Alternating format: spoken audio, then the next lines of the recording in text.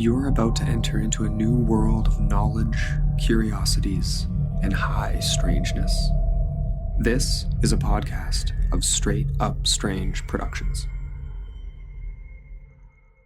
You're listening to Mysteries and Monsters. I'm your host, Paul Bestel.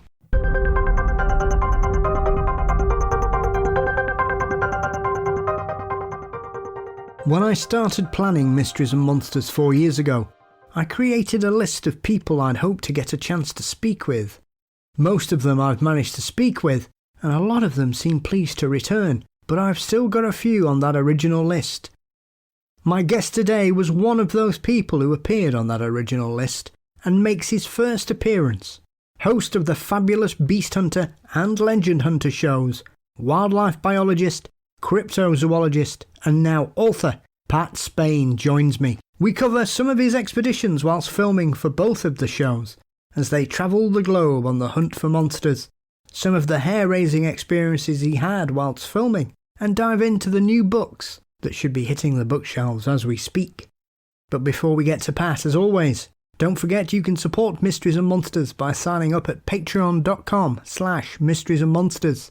$4 a month gets you ad-free episodes, guaranteed early releases, bonus content, and more.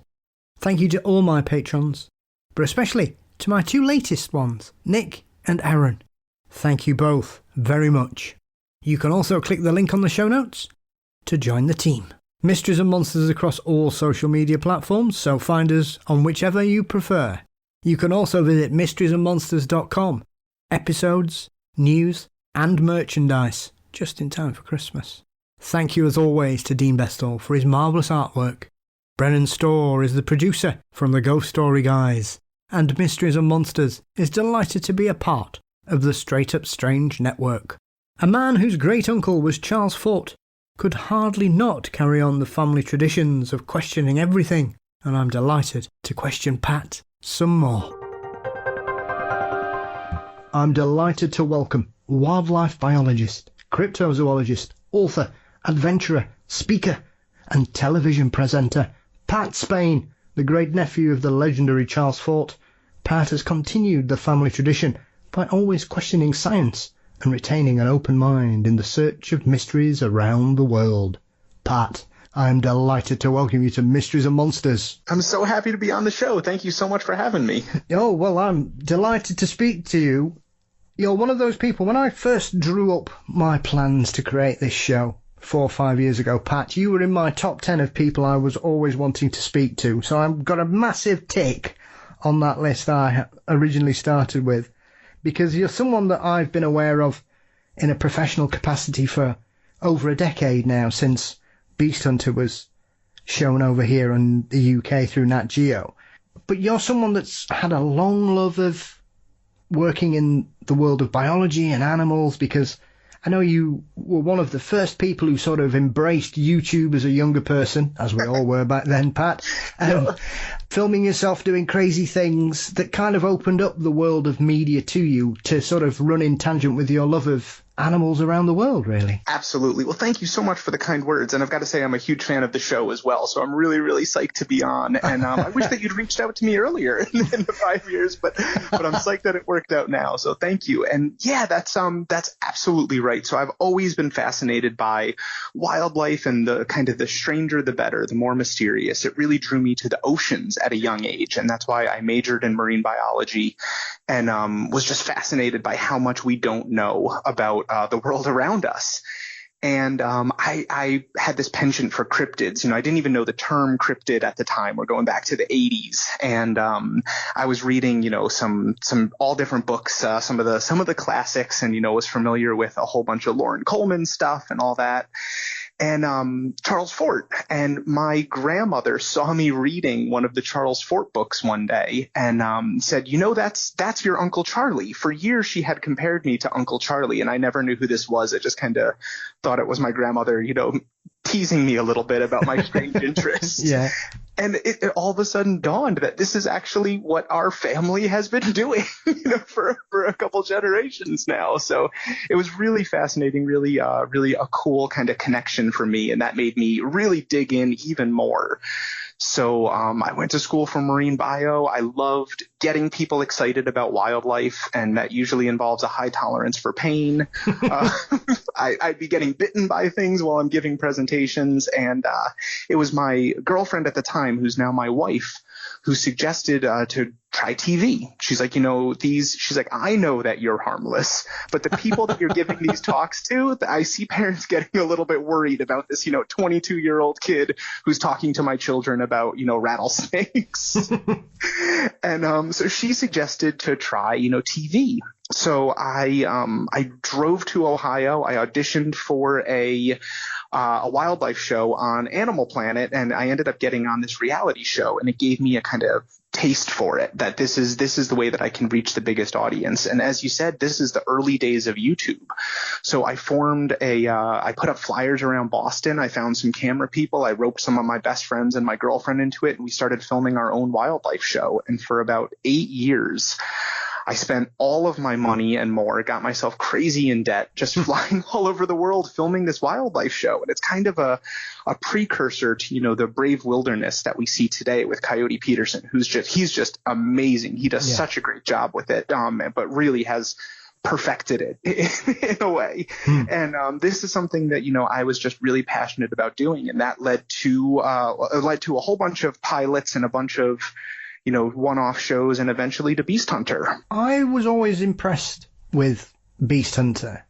Oh, thank you. Because it wasn't just about monsters, Pat. The thing that I've always enjoyed about your work is that you take the time to actually immerse yourself into the local culture. And I'm going to touch on a particular incident, which I think is probably your famous excerpt that's available for anybody to view on YouTube. And it still made me chuckle. I rewatched it the other week because I hadn't seen it for a couple of years. Not that I was laughing at you, Pat. I was laughing with you. No, it's totally fine. Everyone, it's good to laugh. It takes the pain away.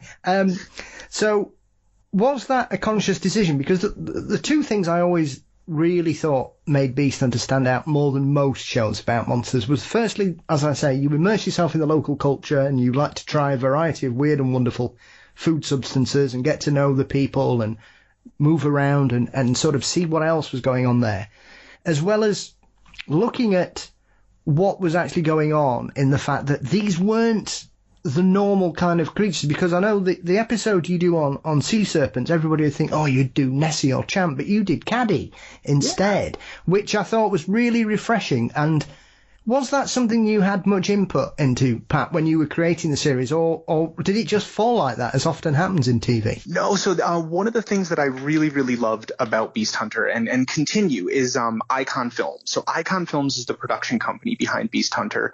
They're the production company behind Legend Hunter and River Monsters and Monster Rivers and all of Hazen Audell's stuff, where he's doing, Survive the Tribe and Primal Survivor and Escape the Amazon.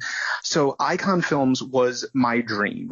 When I was first getting into TV and I was looking at who I wanted to work with, they were the absolute top of my list. If I could work with anybody in the world, it would be Icon Films. And I actually got the opportunity to do it, and I've never looked back. It's a handshake deal. Of course, we signed contracts, but I have continued to do everything in my power to support them. They support me. They're just an absolutely amazing organization. And when we were planning Beast Hunter, it was a complete collaborative effort. So I worked with the executive producer, Harry, and the series producer, Barney, and we came up with a list of the 15 cryptids that, I would be the most interested in looking for and I thought would make the best episodes. And we took those to Nat Geo, and I worked collaboratively with Nat Geo, talking about the 15 and paring it down to the 5 that we did. And it was just an incredible experience, and I really feel like there was great input in there. And it was so much fun. I got to talk about the things that are passionate to me, and I got to see the other side of TV also, because that list of 15, there was different, criteria for them that I never would have thought of. It was, we're going to have this air at this time, and we're also going to have another show that's, all about the jungles of Borneo. So we don't want to film anything in Borneo because we don't want 2 of those on at the same time. And it was like, oh, I didn't know that. Cool. All right. And it was, so there was a lot of that, but it was always driven by that, that original list that we had come up with, Icon and myself. So we did absolutely got the input into there. And as far as the bullet ants go, that was it was my idea. Oh, Pat. Yeah, so it's something where, again, working with Icon, I knew that I'd have opportunities that I would never have any other time in my life or anywhere else. So I kind of came up with not just a list of the animals I wanted to look for, but the list of the things that I thought would be the most intriguing for someone to watch and for me to do. And, one of ththose was going down in a sub in Canada. So being able to go down, 1,000 feet underwater in a 3-man sub was a dream come true for this marine bio nerd. But another one on the list was the bullet ants, not because I wanted to do it, but because I knew that I needed, in order to do the show, as you described, as you said, to get, really embedded in the local cultures. We're only filming for 15 days. There are people who spend years and aren't accepted into the tribes. These are people who have not been treated very well by outsiders and who are rightfully distrustful. But I need them to tell me stories and legends and tell me the truth, not just tell me the kind of surface level, but really, so what's the fastest way that I can show them that I respect them? What's the thing that I can do that will show them the most amount of respect? Well, in most cases, it's eat with them. It's, participate in daily activities, help them rebuild part of, something that was damaged in a storm. It's the daily life stuff. But in this particular case with this particular group, my idea was that it would be the bullet ants. It would be, this is how I show them that I truly respect your culture and that I want to know about this and I want to experience it, not in a over the top kind of, stunt type of way, but just in a way that this is normal for you and I want to experience that as well. And it worked. So, for anybody who doesn't know about bullet ants, Pat, can you give us a quick synopsis about this particular trial and why it is classed as a real sort of coming-of-age process for these people? Because I think when you watch the footage and you see what happens, I think some people might not really understand what's going on here, because I suppose it's one of those, it's only television, and thankfully you got through it. That's not the end of the episode, but goodness me, you were hanging on to reality at one bit. Oh, it's wild. So the actual footage, you see about 10 minutes of what was really a multi-week ordeal. And so what it is the Satare Mawe tribe in Brazil. They're fascinating and amazing people, ancient history, just such cool stories. And they're the first to cultivate guarana. They're just amazing in every way. But this particular ritual is, it's called the tucundera ceremony. And it involves getting stung hundreds of times in your hands by bullet ants, which have the worst sting of any insect in the world. The most painful sting. They also call them the 24-hour ant because the pain lasts for 24 hours. I found out it's actually much longer than that. but they're called bullet ants because of both their size, about the size of a bullet, and it feels like you've been shot from one sting. People die from one sting. And one of our producers at Icon had been stung on her face in the late 80s when she was down in Peru, I believe. And she could still at a point to the exact spot and recall the pain intensely from that one sting. So this ritual, it's really, it's a part of the tribe. And what they do is they have to do this ritual 20 times over the course of their life, if they want to be a hunter. And a hunter is the highest position in the tribe. So this is, the ultimate job. This is the top position. So not everyone does it. Some people that do it only do it once or twice and then decide they're never going to do it again. Yeah. But those that go through this 20 times, they are hunters. And the reason for it seems extreme and it seems like it doesn't make sense until you're actually down there. And then you realize that hunters are putting themselves at risk every day in an extremely hostile and difficult environment. And if you're going out in the middle, you're on a day and a half out into the Amazon rainforest and you get gored by a wild pig. If you've never done the bullet ants, you might think, I'm dead. This is it. I'm done. I'm going to lay down and die. But if you've done the bullet ants 20 times, you go, I'm going to walk it off. And I actually found this. I found a way to harness this ability in my everyday life. So after completing filming, I was unfortunately diagnosed with cancer, and I had massive complications. I was in the hospital for about 2 months. My intestines ruptured. I went septic. I had to be put in a medically induced coma. And during this time, every day the doctors would come in every few hours, and they'd ask you to rate your pain on a scale of 1 to 10. And I'm on a morphine drip. I'm on everything you can think of. And I'd be hunched over, barely able to speak. And they said that I was the only patient they ever had who never rated their pain at a 10. They're like, at the most pain you were ever in, you'd give yourself a 9, but usually, 7 or 8. And they're like, you're the only one. I said, that's because I felt a 10. I know. Yeah, I know what a 10 really is. Yeah. So I understood why this ritual exists. It's that, people who have never pushed themselves to a 10 don't know what that is, and they're in a lot more danger in the forest than someone who has. I think as well, it's one of those things when you watch these types of programs, Pat, that sometimes your host or the person that you're going on these adventures with doesn't normally do these kind of things, because usually the producers will say, what the hell are you doing? And I think the thing about that is that obviously this pain was so intense, you, for a little bit, seemed to be hallucinating, because you kept saying to people, take the gloves off, but you weren't even wearing the gloves at that point, were you? Oh no, I completely lost my mind. I lost my grip on reality. I screamed uncontrollably for about an hour. I headbutted our producer. I tackled our sound technician. I went in and out of consciousness. I have, whole hallucinations. I wrote about it pretty extensively in the books. Yes. But it was absolutely just the strangest experience I've ever had in my life. But it's really just the pain.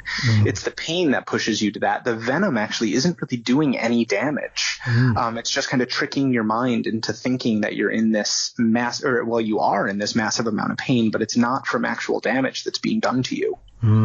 I must admit, I've never seen anybody so happy to put their hands into an ice bath. Yeah, and so we did ask beforehand, what was acceptable and what wasn't. Yeah. And they basically told us that, after the first 4 hours, you can do what you want. They said you can take pain meds, but it's not going to work. They said most people get really drunk.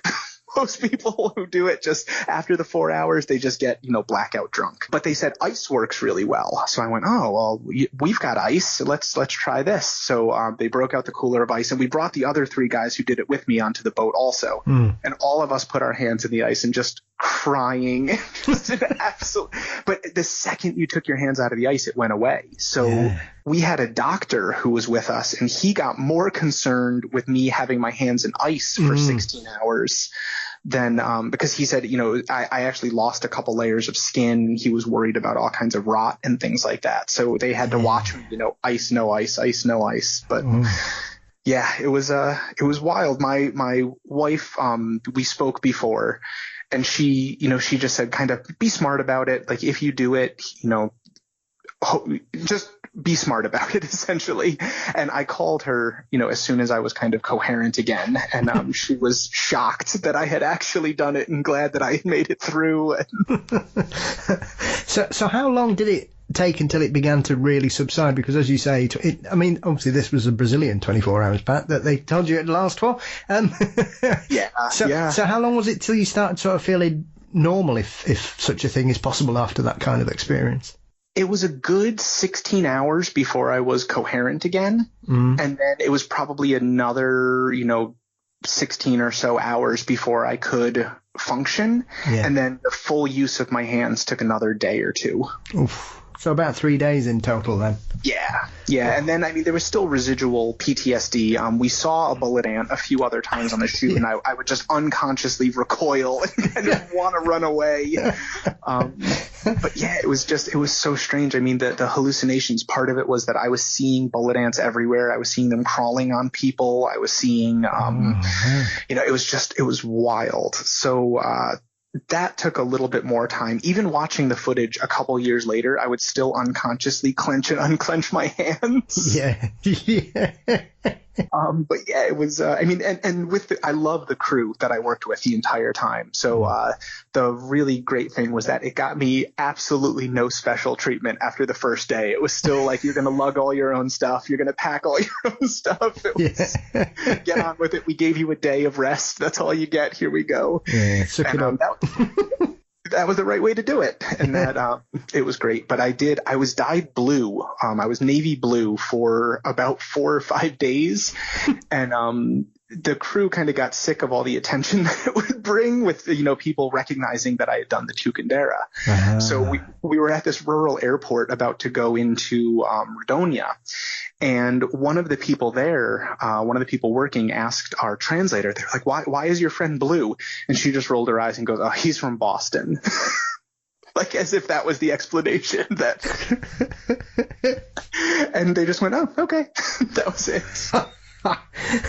Now, obviously, you were there because you were looking after, as we've said about one of the things that separates Beast Hunter from many programs of its ilk, Pat, was the choice of creatures, and this was all about the incredible stories that were coming out of the Brazilian Amazon, especially in regards to the Mapinguari, guari, which is a really strange creature, and I really enjoyed the thought process of this because, with your knowledge and your experience in marine biology, I think obviously you can look at bringing some of that skill set into regards to the search for cryptids, because a lot of them do have some kind of footing in reality or real creatures. Obviously, people will always sort of point to things like the orang pendeck, which we'll touch on in a bit, and the Tasmanian tiger, because these are creatures that aren't dissimilar or we know have existed in the last 100 years.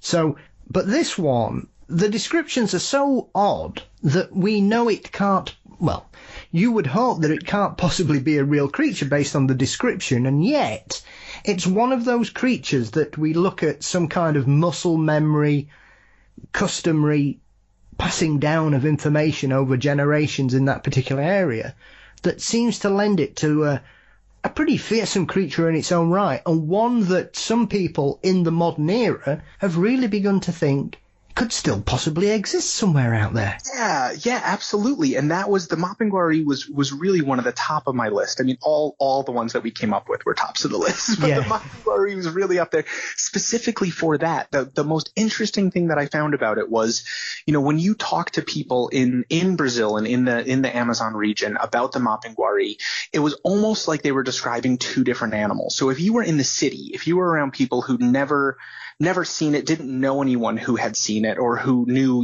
any type of first or secondhand account of it, they would describe this really monstrous mythical creature, giant with a mouth in its chest. And it's, it's almost this superhero. It's the protector of the rainforest. It's, well, you can't go into the forest and do any damage because the Mapinguari will eat you.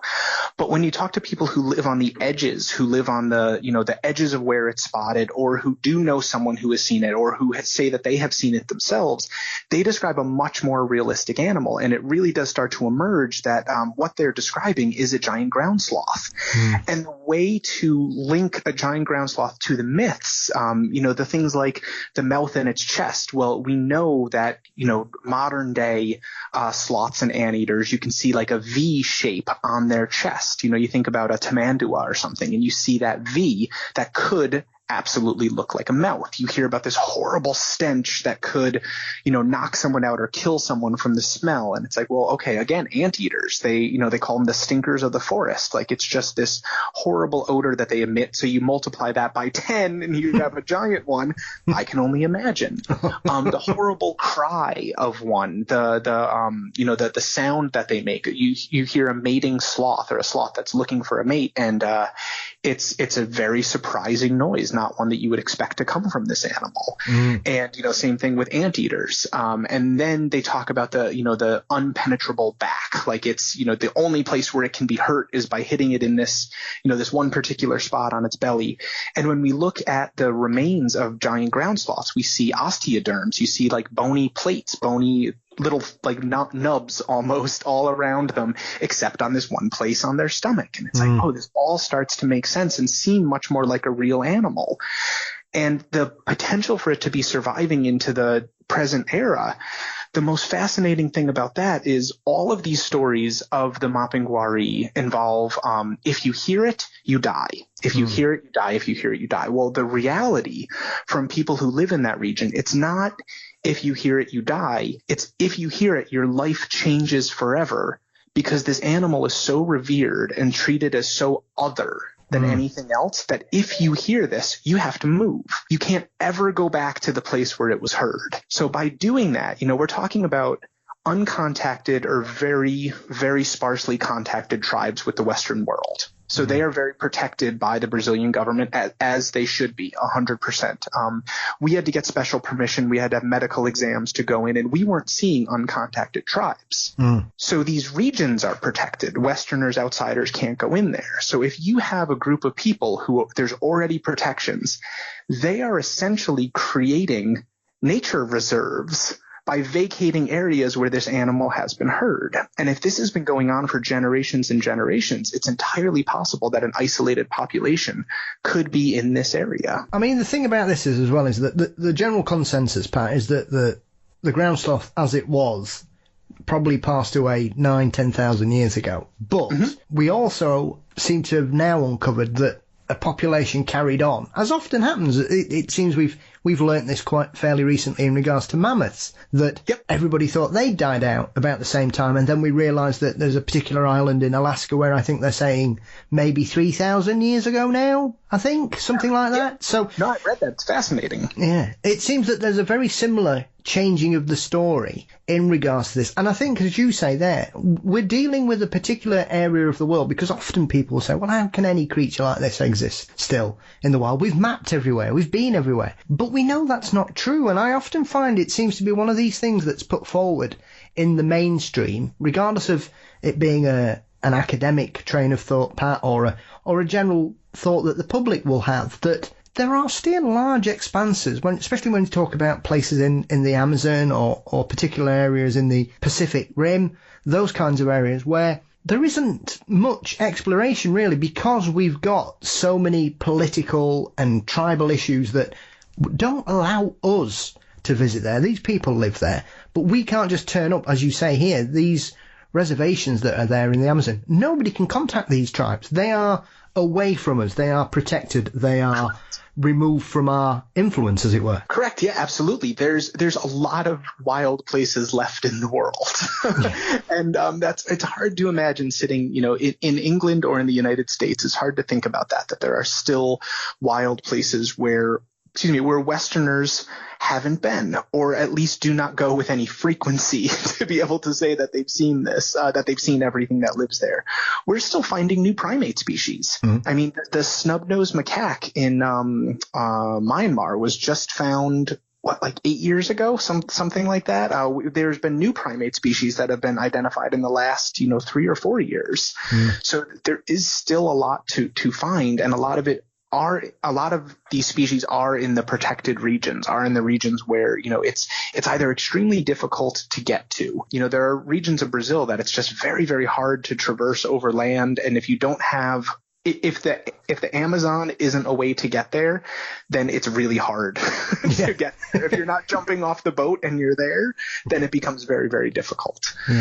So there's physical barriers, there's political barriers, and, flying over somewhere, you're never going to see what's in those trees. You're never going to see what's in that forest. Even with drone technology, you're not sending drones 15 miles out into, uncontacted tribes. Yeah. I think it is one of those aspects, because, as we speak today, the news has broken that they've rediscovered a pheasant that they thought was extinct for 140 years.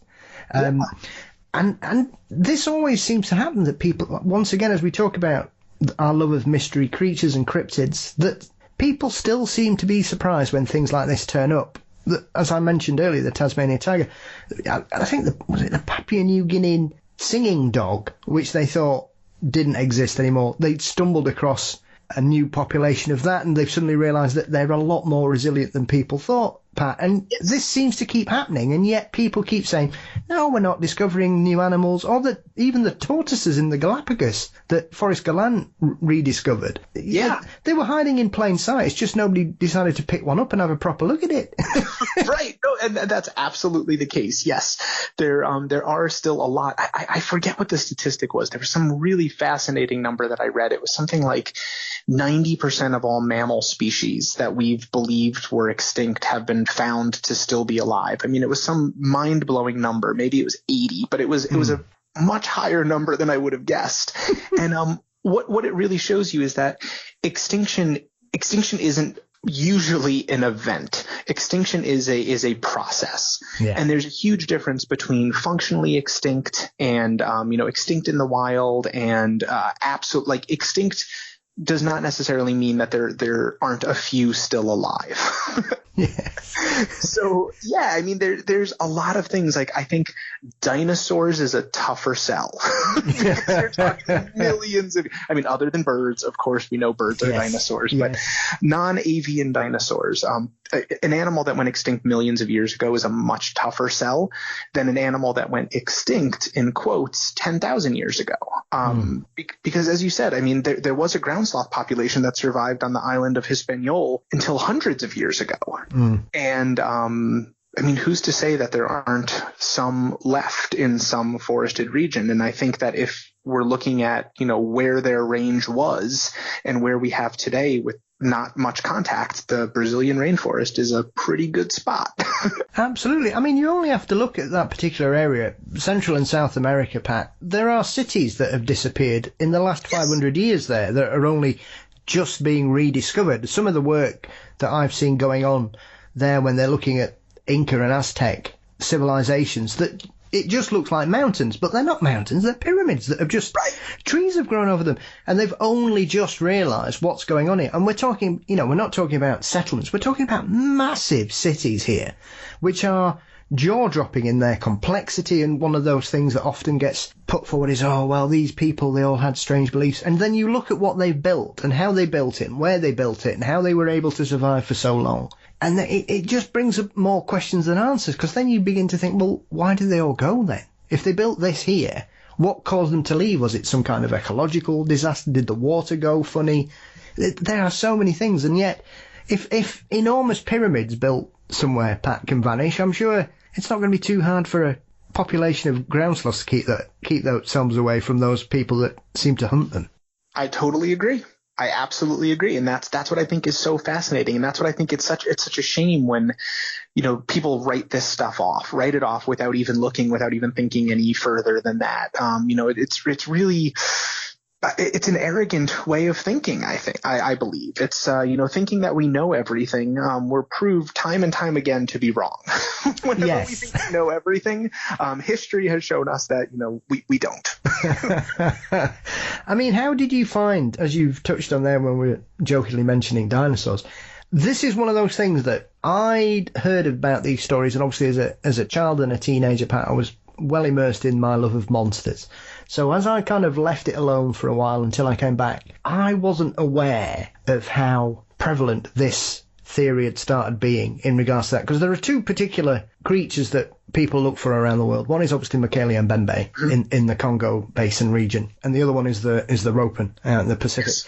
Now these, for a variety of reasons that I'm not really going to explain why certain people are looking for these particular creatures. However, because I could do a whole show on that particular train of thought. But Pat, this is one of those strange things that it seems preposterous to some people that we would have a population of dinosaurs that have managed to survive into the modern era undiscovered, especially when it comes to Mongolian. We're talking about a bloody large dinosaur as well. We're not talking about some small raptor that's managed to squirrel itself away in some jungle somewhere. We're talking about creatures that are apparently known for stopping rivers due to their size. So, I mean, that alone, when you go to a place like that, dealing with all this sort of baggage about these stories and the reasons that some people are out there desperately looking for these dinosaurs, it's strange that when I first realised what was going on in those particular cases, I was like, goodness me, because I just thought they were people talking about some strange creature they'd seen. And it was one of those that perhaps it had been misinterpreted or mistranslated into English, and we were looking for something that wasn't what we thought it was. Yeah. That's another one of the reasons why I love Beast Hunter so much, is because we were never looking to prove that the animal exists as described. We were looking to see, what is the cultural significance of this animal? Why is this animal important? What else could it be? So there's always that mistaken identity aspect of it. And, why does this story persist, really? And I believe that I found that in West Africa. So we went to Cameroon, the Congo, and the Central African Republic. And what I found is that I went there. I did not think that I was going to find a dinosaur. I did not find a dinosaur. Oh, spoiler.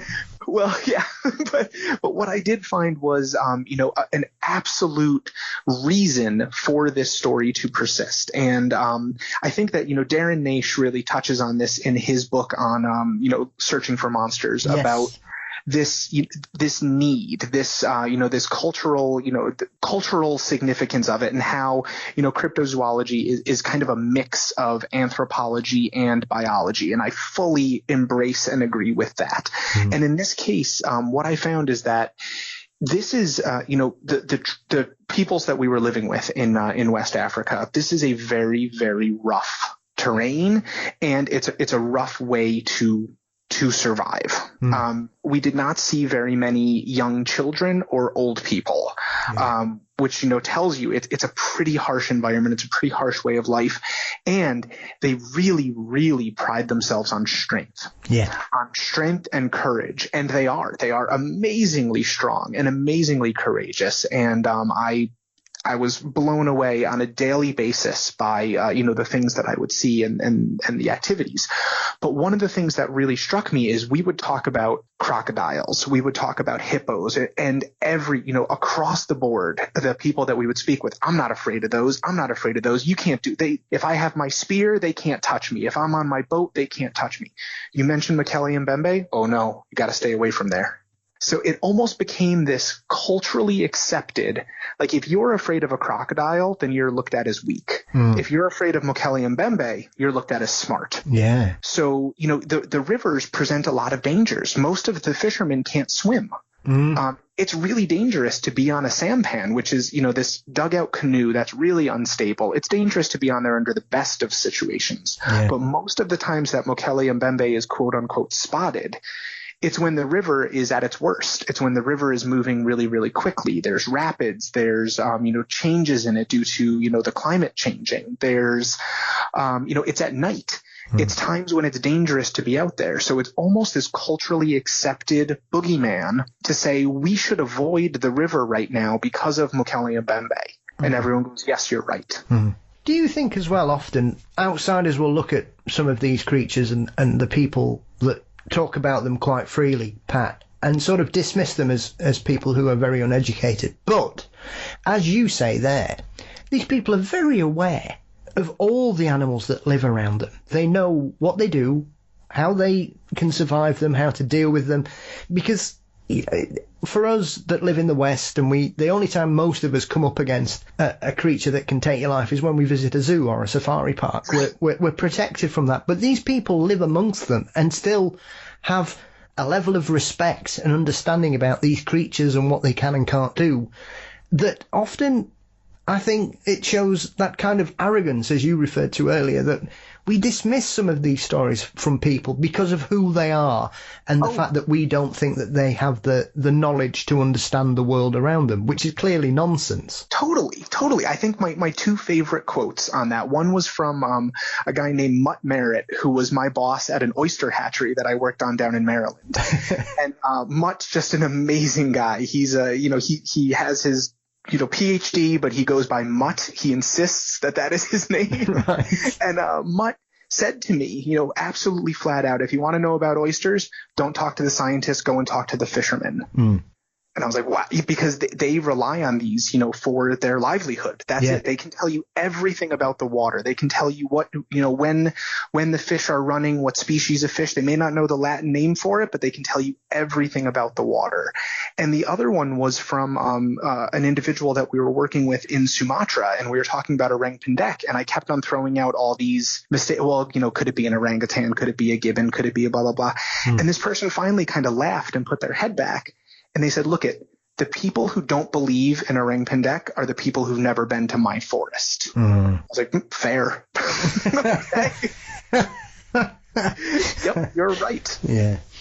I think the orang pendek for me is probably one of the most tantalizing ones, because it's clearly, when you speak to the people who live out there, they can tell you exactly what it isn't, Pat. That, for me, says that there's clearly something, because nobody's saying these are people running about. They are telling that it is a distinctly different type of creature that they encounter fairly regularly. And I think we only, even as we mentioned there, when we talk about orangutans, as we've just been saying about some other creatures that we've learnt so much about over the last 20 years, we now know that orangutans aren't all the same species. They're slightly different. There are changes in them. And yet some people wouldn't know that, because once again, it's the perception of a particular creature, isn't it? Oh, absolutely. Yes. And the way that they talk about orang pendek in Sumatra, it's with the people that I was speaking with were amazed that I wanted to talk about orang pendek. They wanted to talk about tigers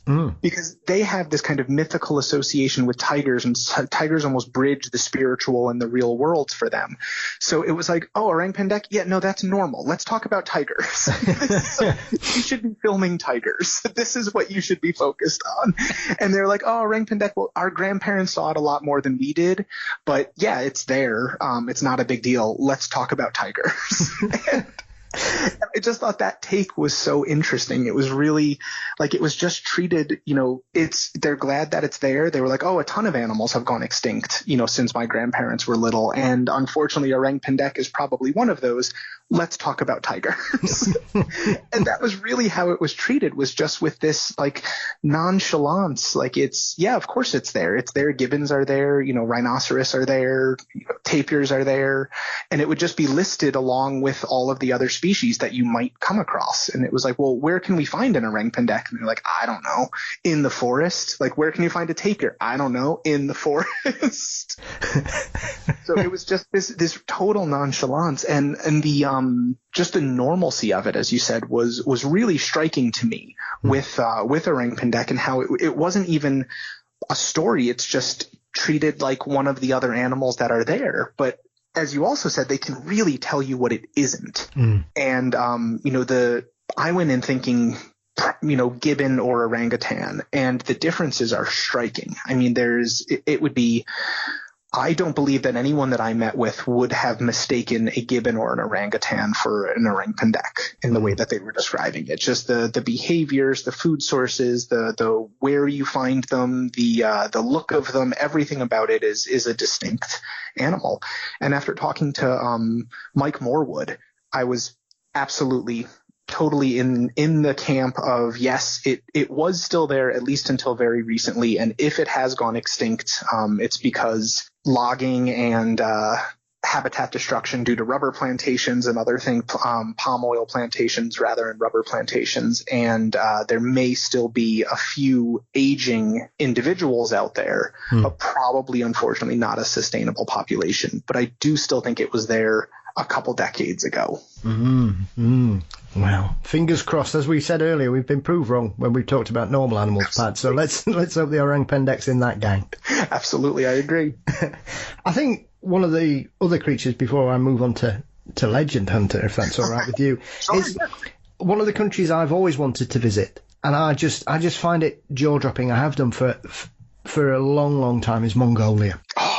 And some of the culture there and the landscapes, the Gobi Desert is one of those desolately beautiful places, Pat. I've had the honour of visiting the Sahara, only briefly, but enough to make me in awe of nature, because I only went about 4 hours in, and that was it. There was nothing. I couldn't see anything. other than sand. And it was just like, I'm literally just an inch into this, really, in the reality of the size of this place. And yet it was just like I'd gone to another planet. So when you look at Mongolia, the stories of the Mongolian deathworm, I think the name doesn't help this creature. Because when you speak to the tribespeople there, they seem, once again, as we've said about some of these other creatures, they're very matter of fact about it. They don't pretend it's electrocuting people and spitting out bolts of lightning at people. I think the more we talk about it, this is another one where I think that the description and its name kind of gives an impression of creature that can't possibly exist, when I think when we look at it properly, this might be some kind of venomous salamander more than anything, that we've just kind of created a monstrous version of it. Yeah. Everything you said. Yes. So the Gobi is gorgeous and desolate, and you feel like you're on another planet, more so than anywhere else I've been other than the bottom of the ocean. It's the biggest contrast with what I see on a day-to-day basis, or anywhere else I've been for that matter. We were walking around in the desert and saw dinosaur eggs on the ground. I mean, where else can that happen? Just a nest of dinosaur eggs right there on the ground. Yeah. So it was absolutely wild. But the death worm itself, I think it's the greatest name in all of cryptozoology because it's one of those that people hear and you want to know more about. But yes, the reality of it is not, a 20-foot worm. It's the size of a goat's stomach, which is, about 8 inches. It's something that, they talk about it exploding, but they talk about a lot of other animals exploding. They talk about the sound of the electric. And also all of the traits that they associate with it do exist in other real animals. I say real, other animals that have been identified. But the thing that I really found with the Mongolian deathworm is that the nomads that we worked with in Mongolia, they have an incredible respect for all life. And, it's a Buddhist country. It's this real deep-seated respect for all life. And it's don't mess with something if you don't have to. Like it's basically like leave it alone. Like if you're, anything that burrows, especially, they're just not familiar with because they're not digging, they're not seeing anything. So they have these stories about pretty much every animal you can think of. I caught a little grass snake there, harmless little grass snake. And the people that we were with freaked out, these big, huge wrestlers, these really tough guys, don't touch that. Absolutely stay away. And I said, why? And they said, well, it coils into a spring and it shoots through the camel that you're riding on and impales you. It's like, okay, tell me more about this. And it strikes really, really quickly. It's really, really fast. And so they kind of build up these stories, but the entire point of all these stories are, don't mess with it if you don't have to. And that really came through with everything about the deathworm. Every story you hear about the deathworm killing someone, it's because someone messed with it. Yeah. So it's really like this analogy of just leave nature to itself. Like try to not destroy the desert. Try to not kill animals that you're not going to eat.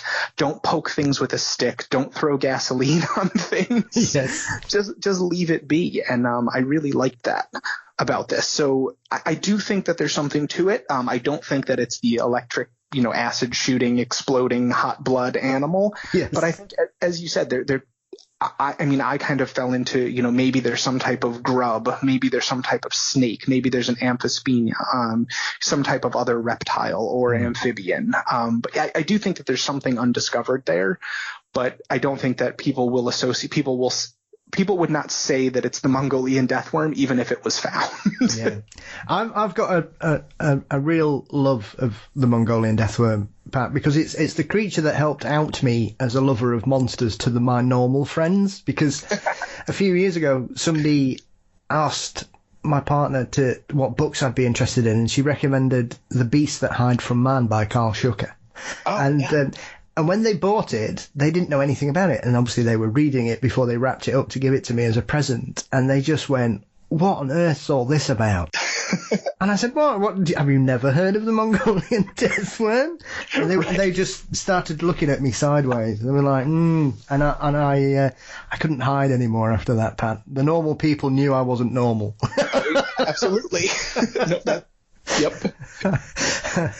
So, as I mentioned there, you took a break to recuperate and deal with your cancer diagnosis and the treatment that you had and sort of built yourself back up. You've done a lot of speaking and become a real advocate for a positive mindset in regards to the situation that you had to face down, Pat. Mm-hmm. As I said, it's something I've kept myself aware of following your work and some of the speeches you do, and it's certainly something that you've taken life with both hands, even more than you could have done, I suspect, because obviously you were quite ill for a while, and you were one of those people, you didn't really realise you were ill until it really got to a point where it ended up taking you into hospital. So you obviously had to take some time to come to terms with life after your diagnosis and the treatment, didn't you? Oh, absolutely. It's a day-by-day process. It's still underway, for sure. So obviously getting back into chasing down wonderful things, it was great to see you come back with Legend Hunter, because once again, this is a real mixture, because it's a show that kind of, it's got a bit of everything. We've got monsters, we've got murders, we've got strange ship. I mean, the Spanish ship story is a very odd one regardless, but it was really good to see once again. Oh, thank you. And a nice variety with you sort of testing your wits in some of these particular cases. And I'll start with the elephant in the room, really, because the Beast of Bray Road episode seemed to really upset a lot of people. It did. Yeah, and I'm bummed about that. I really loved it, so I had a lot of fun with it. I think that it was people were thinking that it was going to be Beast Hunter 2, and it wasn't. It's a very different type of show. It's for Travel Channel, and it was a great experience all around. And that show, the really wild thing about that was the first meeting that I had about that was about 5 years before we filmed anything. And then the course of filming was about 2 years that we were working on that show. So it's really, there's a huge progression and a lot of changes happened over that time. But Travel Channel was amazing to work with. And again, it was Icon Films. So the Beast of Bray Road, it really was looking at the particular stories that we were hearing from people and looking at what's out there and looking at all of the evidence, looking at, everything that's there. It just, it really did point me towards thinking that, this is a bear with mange. This is these sightings that happened, the particular ones that we saw. I know that there's a lot of other sightings, but that was what it had led me to. That was where the evidence pointed. And I don't think people wanted to hear that. But that was where the evidence led me from the particular instances that we explored. I know that there's a lot more, and there's so many other angles that we could have gone into. One of the gentlemen that we interviewed, he had all these photos. We could have gone this UFO route. He had all kinds of really fascinating and interesting stuff in that. There gets into the supernatural, but one of our kind of guiding principles on Legend Hunter was that we were not going to go supernatural. We were going to keep things grounded in, in what we can measure with our scientific tools and what we know about biology.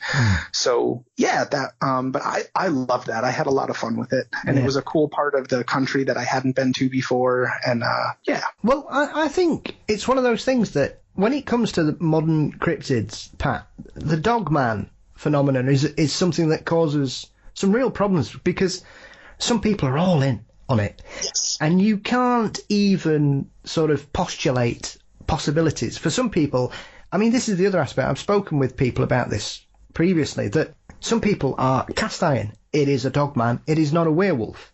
Right. And for some of us, we're like, well, hang on a minute, what's the difference? And they'll say, oh, well, the dogman's got man's eyes and a werewolf doesn't. And you're like, well, hang on a minute, have you seen a werewolf? Because this is that kind of thing where you're saying, well, you're telling me what it can't be, but how do you know what that is? And so when I've spoken with people about this, and I know other people that do other shows and other researchers, they are very careful to step around the dogman thing, because people get really upset if you're not in it. And I've done a couple of episodes, and I've spoken with Linda Godfrey and obviously other people. Oh, she's awesome. She's great. And covered it a bit. I have to say, out of all the cryptids in the modern era, it's the one that gives me the most problems, because, I'm certainly no biologist at all. However, I know enough about animals to have a real problem with it, because, as you may be aware, I'm a lover of all things Bigfoot. So that for me works more, because I have a rudimentary understanding of evolution of the great apes and primate lineage. So there are throwbacks, we could be going millions of years, but there are things that could possibly pass for what people might be saying. Sure. This, the Dogman phenomenon, is a completely different kettle of fish, because as far as I'm aware, we've never uncovered bipedal dogs. No. So it's that aspect of it, Pat, as someone who likes to consider themselves open-minded, that I have a real... It's sort of... there's a friction there that clearly these people are having experiences, some that have been terrified out of their wits by encountering something strange. Oh, great. Absolutely. And yet, when you look at other aspects of it, you think, well, this can't possibly be a real creature, because what they're describing is so alien to our parameters of understanding as we've said about perhaps ground sloths, giant ground sloths are still out there, or the Tasmanian tiger and some other relatives might be dotted around the Pacific. When we're talking about something like this, I think the fact that if, as you did, you come up with a very plausible explanation, because once again, as with anything, Pat, nature finds a way. Wolves and bears will get to places that people think, oh, well, we should be able to see them. But they're animals. They don't want you to see them. That's why they're still alive. Right. Absolutely. Yeah. And I agree. I think that I wouldn't discount that somebody saw something, but I would say that it's most likely not this Dogman type of scenario. And I feel bad saying that. I'm not going to tell someone that they're wrong or that but when you do really talk to people who've seen this, there's a lot of things at play. There's adrenaline, there's fear, there's sometimes other substances that have been involved before it was cited. A lot of times not. But sometimes there are, and they're, just that adrenaline and that unknown and seeing something at night. And I think we've all been guilty of this, where you misinterpret what you're seeing. I mean, we have the pareidolia. I always forget what the word is, but where you see the characteristics of a face on something that doesn't have a face. Yeah. And it's human nature. It's part of our biology to see, a human-like thing in something that isn't.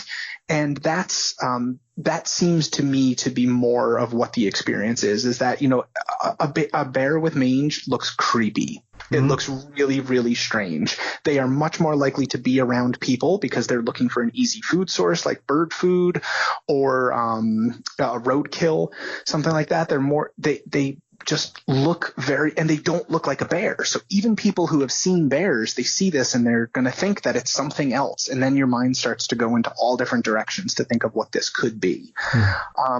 I've seen a coyote late at night and was absolutely convinced that it was a wolf. Yeah. And it's not, it's a coyote, but you can, you make these lapses of, something is working in your mind that's telling you that this, you need to get away from this. And once you sit back and start to think about it, then it starts to get, other characteristics added to it, and the stories can kind of evolve in your own head, I believe, in a lot of instances. I must admit, it struck me probably about 10, 15 years ago, Pat. I remember reading an article about werewolf legends in Europe. And there's obviously a very famous woodcut, which is often included in any sort of documentary or article about werewolves, which shows that particular woodcut from, 1750 with the creature standing up on two legs with a child in its mouth. Yes. And then I think about a year later I saw a documentary about bears, and there was a bear in a river that stood up, wet through. And I thought, oh my God, it looks exactly the same. Yeah. And I suddenly began to think, are some of these, because obviously, Europe is the ground zero when it comes to werewolf stories from around the world. This is where most of them came from. So, this is going to be a very long-winded segue, Pat, to my next subject. But it's one of those creatures that seems to have been with us for a long time, that has suddenly had a resurgence in the Dogman in the modern era. And so, even though some people will say they're completely different, as I've touched on. And so when I looked at something like that, I could see somebody 300 years ago seeing a bear and a wet bear standing up on two legs eating something, thinking, what the hell is that? Oh, for sure. For sure. And even now we see there was the bear in New Jersey here in the States that had some kind of injury, so it walked upright all the time. Yeah. And that looks weird. It looks very unusual, and it really throws you off. I mean, that's one of the other things about orang pendeck and other hairy hominids. Like, we are the only animal that should be bipedal in a human mind. And when you see something else walking on two legs, it throws you for a loop. You get very confused. Oh, what is happening? And when it's something like a bear, that throws you off. And I can absolutely see that, at no fault of anyone's, being misinterpreted as something very, very different. Mm-hmm. Well, as I was straining to link, Pat, from werewolves to vampires, obviously one of the other episodes showed you going around the New England area, because this is one of those aspects as well, because I think most people have heard about the Mercy Brown. Yes. But what is it about New England that they had this history of vampires? Because Mercy Brown was probably the last vampire flap in the New England area, but there'd been several over the century previously where people were convinced that their relatives were going to come back from the grave. And it's a very strange aspect of that particular part of the United States when you look at certain other areas where they've had large populations move over from Europe, and certain creatures have come with them, and there are wonderful legends from areas in New England, depending on the population of the country where these people originally moved from and their ancestors. And as we mentioned, your great uncle Charles Fort, his family originated from the Netherlands, I believe. So Boston and that particular area has a big heritage with Ireland, and certain other parts with Scotland, and a lot of English people moved out there, but you've also got other European countries. So it's always been an interesting aspect of that particular part of the US that it seems so ingrained to have this vampire flap throughout the late 18th and 19th centuries. It was so much more prevalent than I ever imagined. As you said, I'd heard about the Mercy Brown case, and that was what really turned me on to this. And I pitched this idea as one of the episodes. But it was so much more prevalent than I had thought. And it was such a kind of wild and unique story. And also the fact that the New England vampires are what may have inspired, would definitely had an inspiration on Bram Stoker, which was crazy to me as well. But that was kind of a trigger in his mind when he read that. But the New England vampires were so different than I think what we think of as the classic vampire stories. It was really more of this, Puritan idea of something draining your essence, draining your life force, and more of what they would, like the modern day vampires would call, like a psi vampire, a psionic vampire, more so than drinking the blood, which we associate with the European vampires. Yeah. And it really, you can see the complete parallels with tuberculosis. And you can see the tuberculosis coming over on the ships from Europe. And with tuberculosis came the stories of vampires. And they take off in the same way. When you see an uptick in TB cases, that's when you see an uptick in this, case of vampirism, or of suspected vampirism. And then along with that also came these histories and kind of wish that we could forget them stories of medicinal cannibalism. And a friend of mine, Dr. Richard Sugg, wrote this amazing book on medicinal cannibalism in the 16th and 15th up to the 19th century. Yeah. And just how how widespread this was, and how accepted it was in the medical community and in the religious communities, that consuming a part of somebody that was harming you, could potentially cure all these different diseases. And at beheadings and other public executions, there would be sick people crowded around the corpse to drink the fresh blood from the corpse that has just had the head removed. Yes. And this was a totally normal and accepted thing, and even published in medical literature. So this kind of tradition, as much as people would like to forget about it and pretend that this wasn't prevalent in Western societies, it was. And these cases of medicinal vampirism in New England seems to just be a carryover of that. Seems to be like maybe it was losing popularity in Europe, but here in the US they had something that they were facing that they didn't know what to do about, tuberculosis, and they went back to the old ways.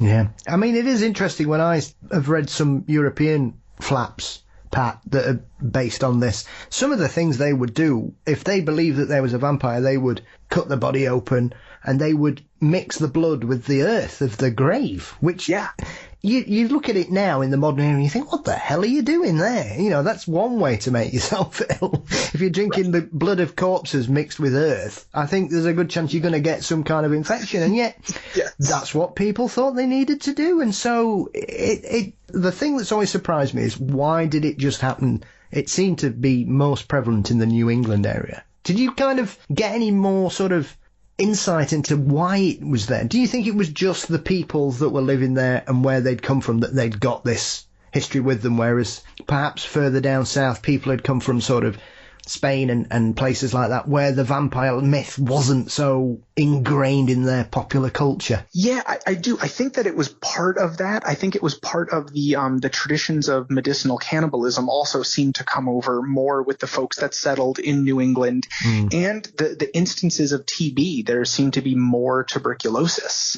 in the northern areas than there were in the other regions. I mean, when people got TB, later when people got TB, they would move to a drier climate or a warmer climate and think that was going to help, because it was just more prevalent in the New England area.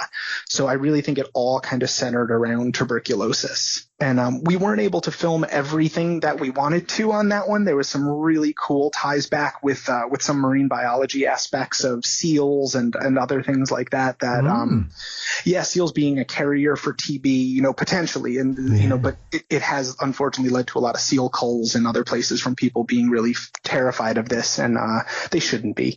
But it's so we weren't able to explore kind of every aspect of it just based on the time of a 42-minute show, but it was interesting, and it got me down to New Orleans, which is one of my favorites. It is my Boston's my favorite city in the U.S., and New Orleans is a very close second. Yeah. So obviously you're about to hit the bookshelves with a collection of books based on your experiences and your adventures behind the shows that we saw during the Beast Hunter. So when did that germination come? Was that something you've been wanting to do for a while, Pat? Because as I was joking before we started the interview, my family are really delighted that I've added 6 books to my Christmas list so close to December.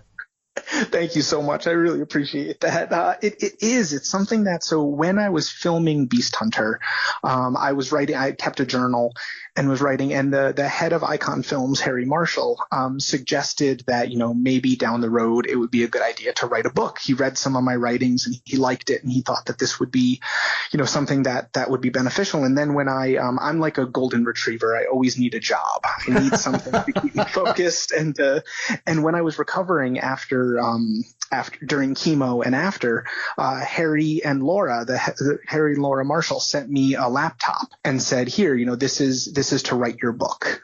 And I just thought that was such an amazing gesture. And I started writing it right then. And in very Pat Spain fashion, it blew up to about 800 pages, which I knew was way too much. So I shopped it around for a number of years and found a publisher. I knew it needed a lot of editing. And after about a year of back and forth with the publisher that I found, who have been great, John Hunt Publications, they said, we really don't see anything that we can cut, but 800 pages is too much. What if we made this into a series? And, if you could actually beef it up, do you think you could write a little bit more? So we went back, I broke it up into 6 books. I worked with a couple different editors and a couple different, a number of different editors, and broke the things up into what made sense into these, other volumes, and beefed them up, wrote a few other things. They wanted to hear expanded versions of certain stories. And that's really what the books are. The books are the reality behind traveling, the reality behind being in these places. They're dark comedies. All of them have an animal chapter, a crypto chapter in them, but it's really this kind of interesting mix. And I make a joke about it in the books. I say, well, congratulations, you've reached the crypto chapter. This is either a very weird part of the travel book that you bought, or you're finally into the thing that you wanted to read. Because they're kind of intended as they're short. They're only about 150 pages each.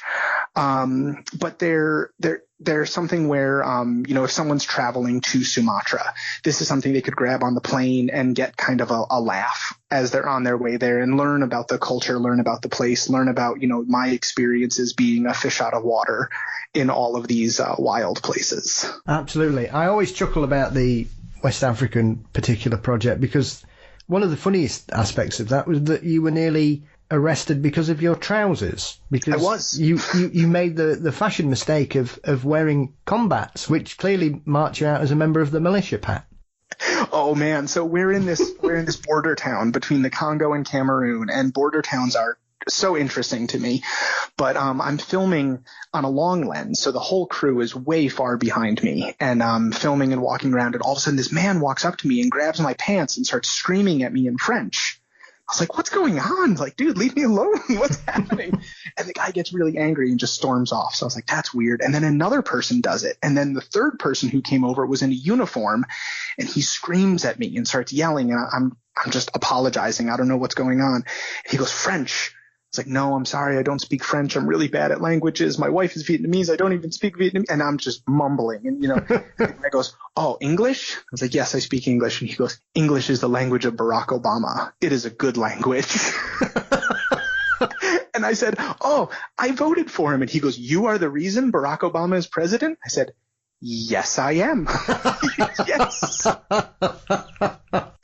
And then we were best of friends, and then everything was okay. I wasn't going to get arrested. He had been threatening to throw me in jail, and everything was fine. And I kind of make the joke that no matter who you support politically in that moment, you would have absolutely been the reason that Barack Obama was president.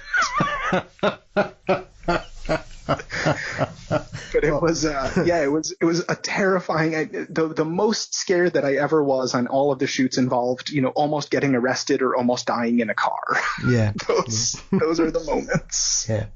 So you've got a little Bigfoot, 200,000 snakes, which is a crazy experience, a living dinosaur, bulletproof ground sloths, sea serpents, and the Mongolian deathworm. So they're travelogues, as you say, with a chapter focusing on the particular creature. I do like the subheadings as well. Obviously, the living dinosaur one, how you avoided prison but was outsmarted by a snail as well, Pat, yes. Which is, you're very humble in telling people how you've come a cropper on some of these trips. Oh, these books are very humbling. I do not come across as brave or anything or smart in any of them. It's all the reality of it.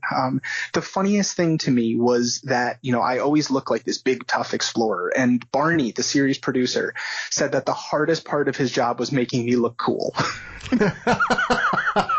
And that is 100% true. I am awkward and strange, and so it's these books really tell you what it's really like and what my actual thoughts are and what was happening. Yeah. But the subtitles are kind of my little homage to Dr. Strangelove, or how I learned to stop fearing and love the bomb. So each one is how I something, and that was the intention. Was you get a little taste, so you see the brave and the crazy, and the sea serpent, but then you get the little, caveat of, well, this is what Pat Spain's really like. Absolutely. How I found the worst bathroom on earth, like that kind of thing. Yeah. And it's good to know just how bad 200,000 snakes do make you smell afterwards, Pat. I had to sell my car. Genuinely. I got back to Boston and sold my car the next week. And it was not good.